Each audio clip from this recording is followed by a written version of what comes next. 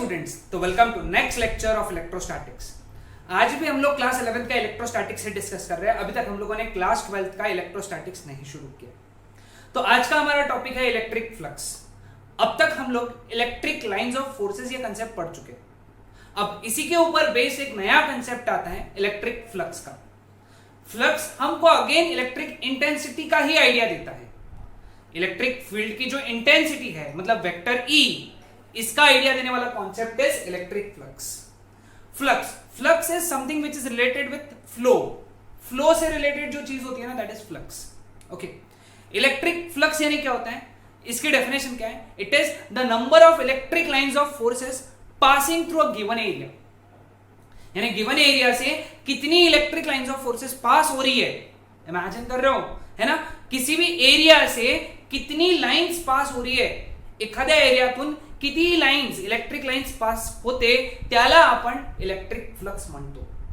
Okay, electric flux is defined as, ये देखो definition है, the number of electric lines of forces passing normally through given surface is known as electric flux. ठीक है, चलो मैं तुमको समझाता हूं। फॉर एग्जांपल यहां पे इलेक्ट्रिक फील्ड है। ओके, इलेक्ट्रिक फील्ड है ये डायरेक्शन में। इलेक्ट्रिक फील्ड को रिप्रेजेंट किया था इलेक्ट्रिक लाइन से, मतलब ऐसी लाइंस है, ऐसी समझ लो, बहुत सारी लाइंस है। ओके, तो ये सपोज एक एरिया है, इससे रिलेटेड कितनी लाइंस पास हो रही है वो देगा हमको इसका इलेक्ट्रिक फ्लक्स, इससे पास होने वाला इलेक्ट्रिक फ्लक्स। इस एरिया से पास होने वाला इलेक्ट्रिक फ्लक्स मतलब कि इससे पास होने वाली लाइंस। सपोज मैंने एरिया ऐसा रखा, तो इससे जितनी भी लाइंस पास होंगी ऐसी, उसको अपन बोलेंगे इसका इलेक्ट्रिक फ्लक्स। आया? डेफिनेशन ध्यान में आया क्या? ये था थ्योरेटिकल कॉन्सेप्ट, है ना? इसका ये थ्योरेटिकल डेफिनेशन था कि किसी भी एरिया से, ओके, किसी भी एरिया से कितनी इलेक्ट्रिक लाइंस पास होती है। Clear? Okay okay, so now coming on to next topic, इसके आगे का पॉइंट। इसकी दूसरी डेफिनेशन है which is mathematical definition. Okay, mathematical definition क्या है? It is also defined as dot product of electric intensity and surface area vector. ये एक डॉट प्रोडक्ट है। Okay, phi is equal to dot product of, it is dot product of electric intensity and area vector. अब ये नया चीज आ गया तुम्हारे लिए। वेक्टर में मैंने बेसिक्स में बताया था शुरुआत में, मतलब वेक्टर का जब मैं चैप्टर पढ़ाया मैंने यूट्यूब पे, तब मैंने बताया कि एरिया वेक्टर क्या होता है। एरिया ये एक स्केलर क्वांटिटी हम लोग समझते थे, लेकिन फिजिक्स में बहुत जगह उसको वेक्टर माना जाता है। Okay, to simplify the things, है ना, चीजों को सिंप्लीफाई करने के लिए अब हम लोग बहुत डिटेल में नहीं जाएंगे कि एरिया को वेक्टर कैसा बताया। अभी सिर्फ हम लोग समझेंगे कि एरिया वेक्टर क्या होता है। ओके, शॉर्ट में बताता हूं। सरफेस एरिया वेक्टर यानी क्या? एरिया वेक्टर ऐसा वेक्टर होता है जिसका मैग्नीट्यूड ये एरिया जितना होता है, उस एरिया, वो जो एरिया है वो हो गया उसका मैग्नीट्यूड, और जो डायरेक्शन है वो है perpendicular to the plane of area. Perpendicular to the plane of area. Okay, इसका मतलब क्या है? सपोज फॉर एग्जांपल मैं तुमको बोल देता हूं, ये एक एरिया है। ओके, ये एक एरिया है, तो इसका एरिया वेक्टर कैसा रहेगा? सपोज ये एरिया है, इसका एरिया वेक्टर ऐसा रहेगा, ऐसा या फिर ऐसा नीचे, इस प्लेन को परपेंडिकुलर, इस प्लेन को परपेंडिकुलर। आया ध्यान में? हाँ, प्लेन को परपेंडिकुलर ये उसका डायरेक्शन है, और इस वेक्टर का मैग्नीट्यूड कितना है? एरिया, इसका एरिया निकाल लो, ये उसका मैग्नीट्यूड। पॉइंट इंपॉर्टेंट है, नोट डाउन करके रख लो। Okay, clear? तो ये बहुत इंपॉर्टेंट डेफिनेशन है। अगर इसका मैग्नीट्यूड लिखा तो क्या लिखेंगे? डॉट प्रोडक्ट अगर एक्सपांड करते हैं तो it is E D S cos theta. ये हो गया इसका एक्सपांशन। नाउ इसका एसआई यूनिट मुझे बताओ, ई का एसआई यूनिट क्या था? ई का एसआई यूनिट न्यूटन पर कूलम, और एरिया का यूनिट मीटर स्क्वायर, तो इसका एसआई यूनिट हो गया Newton metre square per coulomb. Clear? Homework है तुम्हारे लिए इसका डायमेंशन। डायमेंशन ई का पता है तुमको, और डायमेंशन एरिया का m0 L2 T0, है कि नहीं? Clear with this? समझ में आया? ओके। अब इसके लिए एक और इंपॉर्टेंट बात याद रख लो,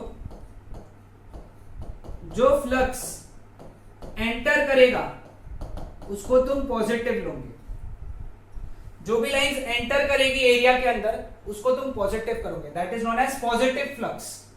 एंड फ्लक्स लिविंग, जो फ्लक्स एरिया को छोड़ के जाएगा उसको तुम निगेटिव लोगे। Okay, clear? अब इसका मतलब क्या देखो, सपोज ये एरिया है, इधर से फ्लक्स एंटर हुआ 4 newton metre square per coulomb, और इधर से बाहर निकला flux 3 newton metre square per coulomb. तो नेट फ्लक्स कितना हुआ? 4 minus 3, 4 minus 3 which is 1 newton metre square per coulomb, इस एरिया का फ्लक्स हुआ। ओके, अब इधर से एंटर किया 4 और इधर से एंटर बाहर निकला 4, एंटर किया 4 फ्लक्स, जो एंटर किया 4 newton metre square per coulomb का फ्लक्स एंटर किया और 4 newton metre square per coulomb का फ्लक्स बाहर निकला, तो नेट फ्लक्स हो गया 0, net flux 0। Clear with this? आसान कंसेप्ट था? ओके।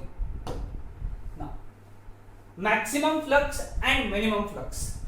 अब मैक्सिमम फ्लक्स कब होगा? फाई ए मैक्सिमम कब होगा? जब कॉस थीटा मैक्सिमम होगा।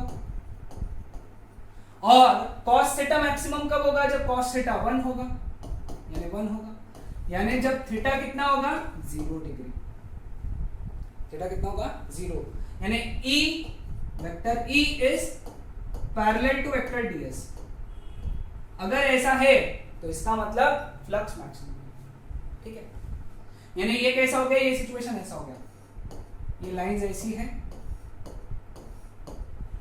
और ये एरिया ऐसा रखा है, तो ये हो गया इसका वेक्टर ds और ये वेक्टर E। वेक्टर E और वेक्टर ds पैरेलल है, ठीक? फ्लक्स मिनिमम कब होगा? जब cos थीटा मिनिमम होगा। cos थीटा मिनिमम यानी 0। cos थीटा 0 कब होता है? जब थीटा 90 डिग्री है, मतलब vector E it is perpendicular to vector ds। अब ऐसा कब होता है? देखो, ऐसा एरिया रखा है और ये फ्लक्स ऐसा है, सॉरी इलेक्ट्रिक फील्ड ऐसे, ये इलेक्ट्रिक फील्ड का डायरेक्शन, ये ds का डायरेक्शन, क्या एंगल बना? 90 डिग्री का एंगल। यानी ये ऐसा एरिया रखा है और लाइंस है ऐसी, मतलब इलेक्ट्रिक फील्ड ऐसी है। Clear with this? ध्यान में है सबको ये कंसेप्ट? ओके, तो ये था concept of maximum flux and minimum flux. Next heading दो, tube of force and tube of induction. Okay, tube of force यानी क्या? Tube of force is nothing but bunch of electric lines of forces, okay, in a medium। किसी भी medium में जो electric lines of forces है उसके bunch को tube बनता है ना, ऐसे इमेजिन करो तुम, ऐसे लाइंस है, इसका अगर बंच बना लिया तो क्या बन गया? ट्यूब बन गया। इसको बोलते हैं ट्यूब्स ऑफ फोर्स, लेकिन मीडियम। Okay, clear? समझ में आए? तो अब ट्यूब ऑफ फोर्स का फॉर्मूला याद रखना है। Tube of force that is Q upon epsilon not, K epsilon naught, Q upon K epsilon not. इसका मतलब क्या कि Q चार्ज से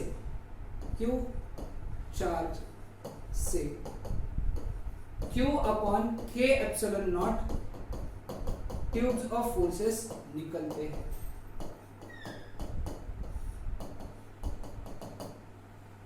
Q चार्ज से Q upon K epsilon not tubes of forces निकलते हैं, ऐसा ध्यान में रखो तुम। ओके, ये सब सीईटी के लिए, बोर्ड्स के लिए कुछ नहीं है, सिर्फ तुमको कंसेप्ट्स याद रखने हैं जो सीईटी में तुमको काम मदद करेंगे, ठीक है?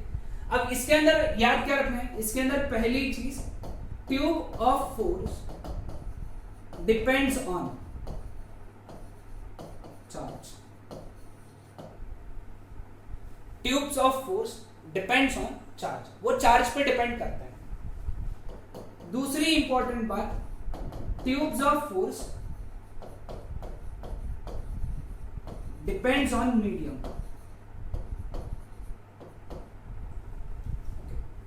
Tubes of force depends on medium, है ना, मीडियम पे भी डिपेंड करेगा वो, क्योंकि के लगाना है यहाँ पे। के ये एयर के लिए अलग होता है, वाटर के लिए अलग होता है, कंडक्टर के लिए अलग होता है कि नहीं। तो ट्यूब्स ऑफ फोर्स चार्ज पे भी डिपेंड करता है, मीडियम पे भी डिपेंड करता है। लेकिन जब bunch of electric lines of forces it is irrespective of medium, यानी मीडियम पे डिपेंड नहीं करता है, irrespective of medium, that bunch of electric lines of forces that is known as tubes of induction. क्या कहते हैं हम लोग उसको? Tubes of induction. Tubes of induction बोले तो tubes of forces irrespective of medium, यानी जो मीडियम पे डिपेंड नहीं करते, ऐसे ट्यूब्स ऑफ फोर्सेस को हम लोग ट्यूब्स ऑफ इंडक्शन कहते हैं। सब इमेजिनरी कंसेप्ट है, सब फॉर्मूले सबके याद रखना है। ट्यूब्स ऑफ फोर्स का फॉर्मूला मैंने बोला, यानी कितने ट्यूब्स ऑफ फोर्सेस, तो तुमने बोलना Q upon K epsilon not. मैंने बोला कितने Q चार्ज से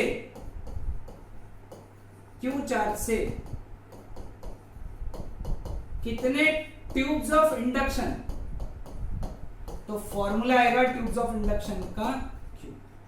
That's it। यानी Q चार्ज से कितने ट्यूब्स ऑफ इंडक्शन निकलते हैं? Q। लेकिन Q चार्ज से कितने ट्यूब्स ऑफ फोर्सेस निकलते हैं? Q upon K epsilon not. ये दोनों फॉर्मूले तुमको याद रखने, ठीक है, क्लियर। अब इसकी खास बात, tubes of induction depends on charge, ये चार्ज पे डिपेंड करता है, जैसा जितना चार्ज उतने ट्यूब्स ऑफ इंडक्शन।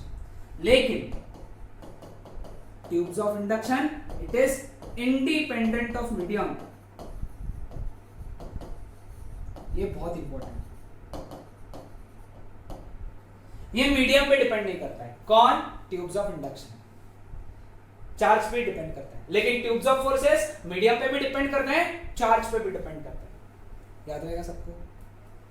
आसान concept, okay. Now normal electric induction, है ना, नॉर्मल इलेक्ट्रिक इंडक्शन यानी क्या? डेफिनेशन देखो, ट्यूब्स ऑफ इंडक्शन पासिंग, लिखते चलो डेफिनेशन साथ ही साथ, normally through a given area. Tubes of induction passing normally through a given area, that is known as normal electric induction. Okay, through a unit area, through a unit area कर दो यहाँ पे, extremely sorry यहाँ पे unit कर दो। Okay, अब इसका फॉर्मूला, okay, इमेजिन करो ये चार्ज Q है, ठीक है, इसने एक इलेक्ट्रिक फील्ड ऐसा बना के रखा है, इसके आजू-बाजू, ठीक है, रेडियस R। अब इसका स्फीयर रहेगा, ये स्फीयर के फॉर्मेट में रहेगा, तो इसका एरिया कितना रहेगा? 4πr², ठीक है। तो इसके यूनिट एरिया से कितना नॉर्मल इलेक्ट्रिक इंडक्शन रहेगा?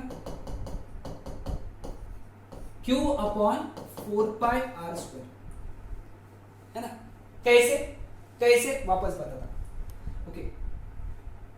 4πr² एरिया से NEI निकालना है आपने, ठीक है।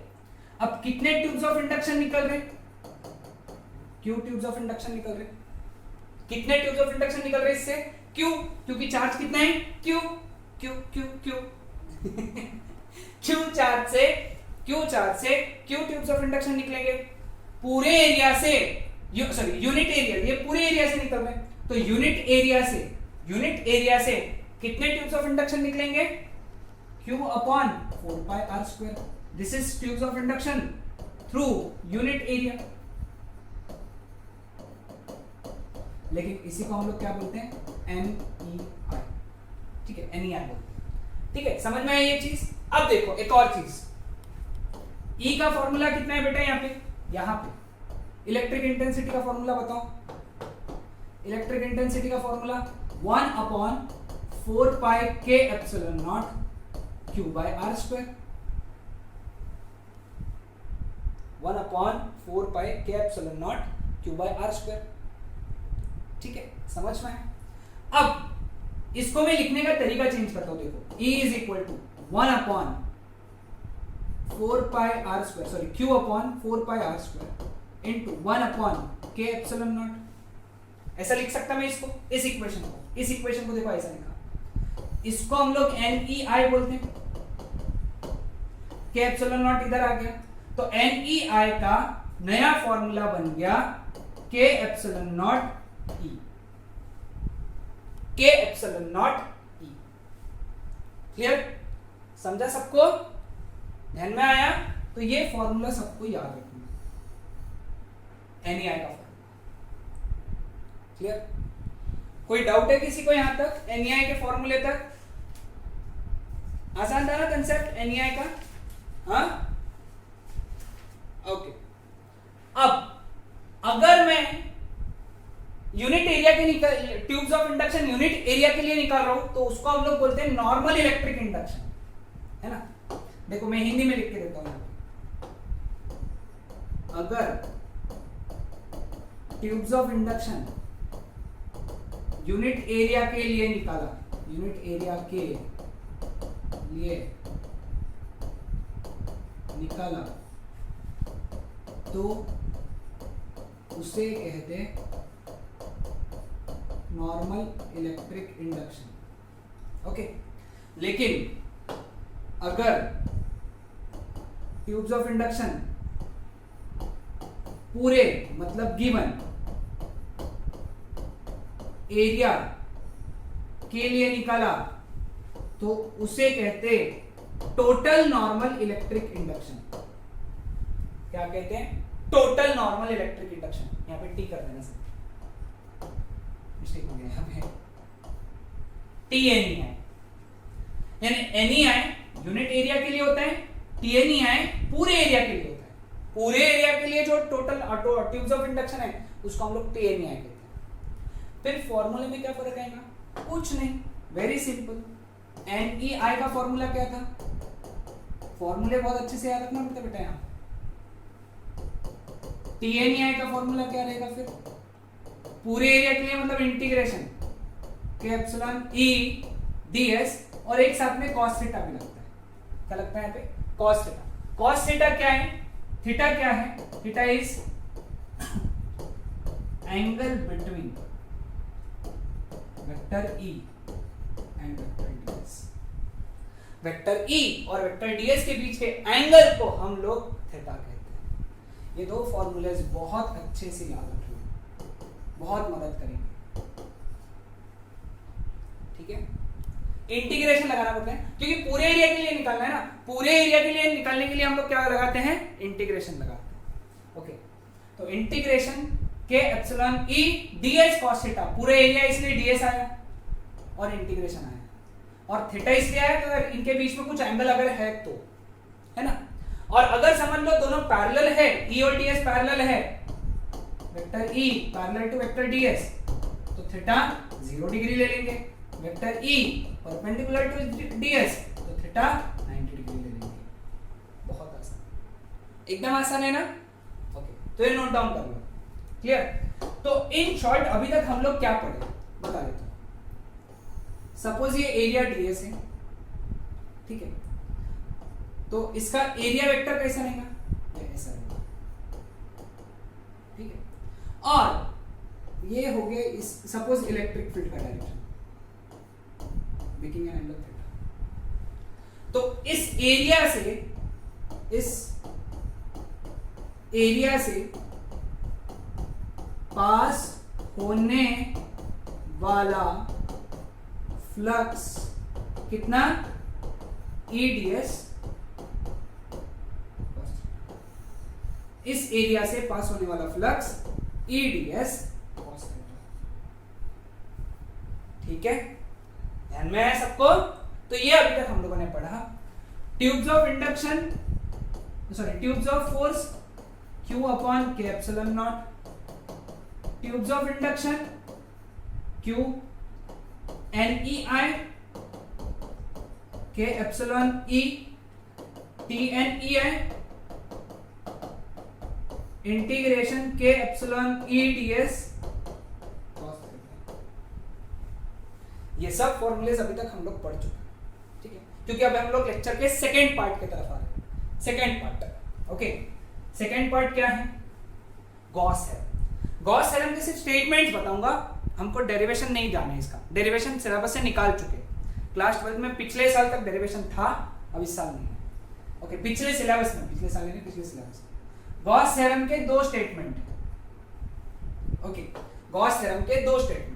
देखो, पहला रिलेट करता है TNEI एंड चार्ज। किसी भी चार्ज से कितना TNEI निकलेगा उसका रिलेशन गॉस थ्योरम देता है, पहला रिलेशन। और ये रिलेशन क्या है कि किसी भी चार्ज से जो टोटल नॉर्मल इलेक्ट्रिक इंडक्शन निकलता है वो उस चार्ज के इक्वल होता है, okay, net charge Q net, है ना। किसी भी एरिया से जो TNEI रहेगा, किसी भी एरिया से, हिंदी में लिखना है यहाँ पे, किसी भी एरिया से जो TNEI रहेगा वो net charge enclosed by that area के इक्वल रहेगा। समझा? तो देखो फॉर एग्जाम्पल, ओके, देखो ध्यान से समझना, बहुत इंटरेस्टिंग कंसेप्ट। अब सपोज ये एक एरिया है, ठीक है, इसके अंदर चार्जेस हैं, 2 कूलम का चार्ज है, 3 कूलम का चार्ज है, 4 कूलम का चार्ज है, -2 कूलम का चार्ज है, ठीक है। जहां चार्ज आया वहां इलेक्ट्रिक फील्ड आई, वहां इलेक्ट्रिक लाइंस आई, है ना, वहां ट्यूब्स ऑफ इंडक्शन आए, ट्यूब्स ऑफ फोर्सेस आए, और वहां आया फ्लक्स। एरिया और चार्ज मिला के क्या आता है? फ्लक्स। तो इन सब चार्ज से जो TNEI रहेगा, इस एरिया से पास होने वाला TNEI, इस एरिया से पास होने वाला TNEI, that would be equal to net charge, total charge. Total कितना है? 2 + 3 + 4 -2, कैंसल, तो ये रहेगा 7 कूलम। TNEI कितना रहेगा? 7। आसान था? आसान था कि नहीं था? तो ये सिंपल सा फॉर्मूला हो गया, ठीक है। चलो दूसरा देखते हैं, इसका दूसरा स्टेटमेंट देखते हैं। दूसरा स्टेटमेंट रिलेट करता है फ्लक्स एंड चार्ज को। फ्लक्स और चार्ज को, किसी भी चार्ज से निकलने वाला कितना फ्लक्स होगा उसको। तो according to second statement, flux is always equal to Q upon K epsilon 0। ये स्टेटमेंट है, ओके। अब इसको हिंदी में लिख के दे देता हूं। किसी भी एरिया से लिंक्ड यानी पास होने वाला फ्लक्स, ये Q अपॉन K एप्सिलॉन 0 के इक्वल होता है। Q अपॉन K एप्सिलॉन 0 के इक्वल होता है। किसी भी चार्ज से या किसी भी एरिया से link flux Q upon K epsilon 0 इसके इक्वल होता है। Clear with this? ध्यान में आया? ओके, यानी इसका मतलब क्या है? इसके लिए भी एक इलिस्ट्रेशन दे देता हूं। सपोज ये एक एरिया है, ठीक है, इसके अंदर 2 कूलम का चार्ज है। तो इस एरिया से कितना फ्लक्स बाहर निकलेगा? इस एरिया से 2 अपॉन K एप्सिलॉन नॉट इतना चार्ज निकलेगा। 2 अपॉन K एप्सिलॉन, क्योंकि उसने अंदर कितना चार्ज रखा है? ये पूरे एरिया से। अगर तुमको सिंगल फेस से बोला तो फिर चेंज हो जाएगा। ये टोटल 6 फेस से, क्यूब है ना, तो क्यूब के कितने फेस होते हैं? 1 2 3 4 5 6 फेस से इतना फ्लक्स होता है। अगर सिंगल फेस से बोला, सिंगल फेस ये फेस से कितना फ्लक्स, तो तुम क्या करोगे? 2 अपॉन K एप्सिलॉन नॉट को 6 से डिवाइड कर दोगे। अगर सिंगल फेस से बोला, पूरे एरिया से बोला तो ये, अगर सिंगल फेस से बोला, एक ही फेस से बोला तो ये। आसान, सभी को ध्यान में आया? तो ये था पूरा थ्योरेटिकल टॉपिक आज का। चलो कुछ एमसीक्यूज डिस्कस करते हैं हम इसके ऊपर। पहला, the total number of electric lines of forces passing normally through a given area, है ना, passing normally through given area. Okay, इसको कैसे निकालेंगे? Total number of electric lines of forces, electric flux, है ना, समझ में है? गिवन एरिया से उसको बोलते हैं इलेक्ट्रिक फ्लक्स। हाँ, अब यहां पे एक चीज है, फ्लक्स डेंसिटी, इसके लिए याद रखो। ओके, ये हो गया flux passing through unit area, unit area से पास होने वाला फ्लक्स, मतलब फाई बाय ds, इसको बोलते हैं फ्लक्स डेंसिटी। फाई का वैल्यू कितना? eds upon ds, cancel, let us से थीटा, थीटा 0, है ना, यानी flux density is also equal to electric intensity. ये एमसीक्यू है तो याद कर लो। अभी इसके अंडर ही लिख लो मेरे हिसाब से, या फिर अलग से एक पॉइंट लिख लो थ्योरी में। Next, a cylinder of radius r and length L is placed in uniform electric field E parallel to axis cylinder axis। देखो, ये सिलेंडर है, ये उसकी एक्सिस है, ठीक है, इसका लेंथ है L, इसका रेडियस है R, ठीक है। अब इलेक्ट्रिक फील्ड ऐसी है ना, इलेक्ट्रिक फील्ड ऐसी है, पैरेलल टू सिलेंडर एक्सिस, है ना। अब पैरेलल टू सिलेंडर एक्सिस अगर इलेक्ट्रिक फील्ड है तो इलेक्ट्रिक फील्ड ये एरिया को कट कर रही है परपेंडिकुलर में, और ये एरिया को, बाकी जो इसका कर्व सरफेस एरिया है उसके लिए एरिया वेक्टर जो है ये परपेंडिकुलर है ये एरिया के लिए। तो कर्व्ड एरिया से कोई फ्लक्स है क्या? नहीं, सिर्फ सामने वाले और पीछे वाले फ्लक्स से, पीछे वाले फेस से फ्लक्स है। ओके, तो टोटल फ्लक्स सिर्फ ये एरिया से रहेगा और ये एरिया से रहेगा। इससे कितना फ्लक्स रहेगा? टोटल फ्लक्स इससे कितना रहेगा बताओ, चलो कैलकुलेट करो। हाँ, तो अब इससे एंटर करने वाला फ्लक्स है, इधर से फ्लक्स एंटर कर रहे हैं तो ये फ्लक्स पॉजिटिव रहेगा। फ्लक्स का ये फॉर्मूला क्या होता है? इलेक्ट्रिक फील्ड इनटू एरिया कितना इसका, पाई आर स्क्वायर, ठीक है। इधर से फ्लक्स बाहर आ रहा है तो इसके लिए फ्लक्स, ये लीव वाला फ्लक्स है, लीव होने वाला, जाने वाला, बाहर जाने वाला, तो इसके लिए फ्लक्स कितना, minus A into pi are square. मैंने तुमको बताया था जो फ्लक्स एंटर करेगा उसको पॉजिटिव लो, जो फ्लक्स बाहर जाएगा उसको नेगेटिव लो। तो टोटल फ्लक्स कितना हुआ बेटा, A into pi are square minus A into pi are square, मतलब 0। तो आंसर इज 0। इंपॉर्टेंट क्वेश्चन है, कंसेप्चुअल क्वेश्चन है। नहीं तो तुम क्या करोगे, A into pi are square plus A into pi are square 2 pi are square E कर डालोगे। बहुत बच्चे मिस्टेक करते हैं, ध्यान में रखना, क्योंकि एंटर करने वाला फ्लक्स पॉजिटिव, बाहर निकलने वाला फ्लक्स नेगेटिव, ध्यान में रखना। Total 0। Okay, the group of limited number of tubes of lines of forces forming a tube like structure in dielectric medium, medium में tubes of induction, medium में tubes of induction, okay, definitions, and forming a tube like structure in air medium, air में it is tubes of forces, okay। तो concept याद रख लो, tubes of induction ये medium, tubes of induction, sorry, tubes of forces air, note down कर लो ये। Total number of tubes of induction that originate from charge Q, Q से Q tubes of induction निकलते हैं। लेकिन अगर तुमको पूछते थे ट्यूब्स ऑफ फोर्सेस कितने, तो आंसर आता था Q upon K epsilon not, ठीक है। ध्यान में, तो ये सारे एमसीक्यूज बेस्ड थे आज के लेक्चर पे। नेक्स्ट लेक्चर में हम लोग बात करेंगे पोलराइजेशन एंड डाइलेक्ट्रिक्स के बारे में। ओके।